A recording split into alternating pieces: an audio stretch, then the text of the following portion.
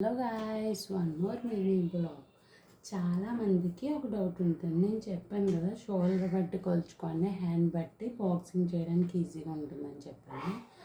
చాలామందికి ఇంకో డౌట్ వస్తూ ఉంటుంది. చూడండి, మనకి హ్యాండ్ బట్టి కొలుచుకున్న చాలామందికి ఏంటంటే, మాకు హ్యాండ్ మీద కొంచెం ఎక్కువ తక్కువ వస్తుంది, లాస్ట్లో మేము సరి చేసుకోవాల్సి వస్తుంది అని కూడా కొంచెం మందికి డౌట్ వస్తుంది.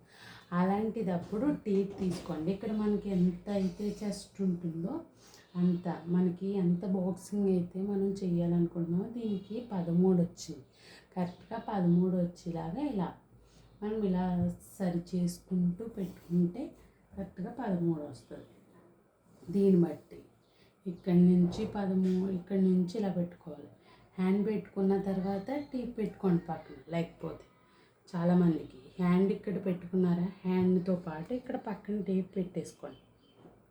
టేప్ పెట్టేసుకున్నారనుకోండి, ఇక్కడ 13 వస్తుంది, ఇక్కడ 13 వస్తుంది. సేమ్ 13 నెంబరే వస్తుంది మనకి. ఇలా 13 వస్తుంది, ఇలా కూడా 13 వస్తుంది. అప్పుడు చూసుకుని చేసుకుంటే కరెక్ట్గా వస్తుంది మనకి. ఇలా కరెక్ట్గా 13 వస్తుంది.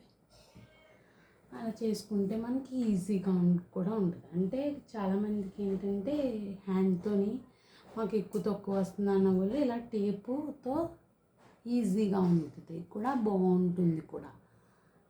Okay guys, bye guys.